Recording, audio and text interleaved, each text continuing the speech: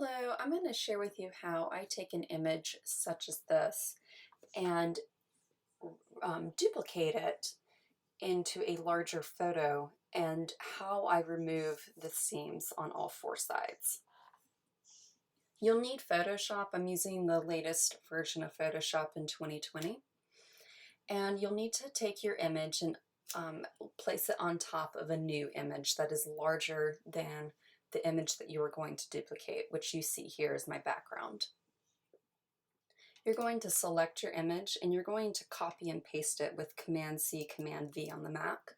And we're going to move it here to the right. I'm going to copy the image again, and this time I'm going to move it to the left. I'm going to select layers 1 through 3, and I'm going to duplicate my layers. And I'm going to move those to the top. You have an option here, but for today's video, I'm just going to move them straight up. But you could offset the image if you want, however you like. I'm going to copy the image again, and this time I'm going to move it to the bottom. Now here you can see my seam lines. Got them throughout here. And those we do not want to have, so that's what I'm going to show you how to remove. You're going to select on any of the layers and you're going to select Merge Visible, and then you're going to unlock it. You're going to select this tool, the Spot Healing Brush tool. It looks like a Band-Aid, or J on the Mac. And you can make the brush smaller or larger, but I like to make it small so that way I'm not interfering with as many pixels. And I'm going to run the brush, it doesn't have to be perfect, over that seam line.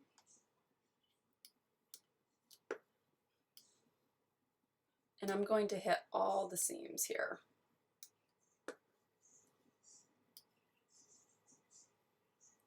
This image works really well because it's very busy. So it's able just to blend a lot easier. Let's see. So I think that's it.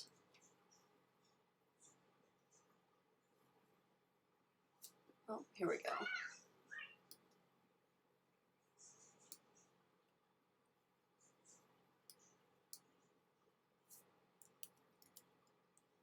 So that's it. That's how you remove those seam lines. You can stop right here if you want, or you can use the same tool or along with the clone stamp tool and clean up your image if you like.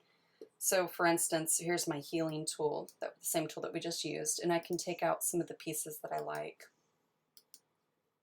You can also change up the textures by using the clone stamp tool by selecting anywhere on the image and just placing it somewhere else.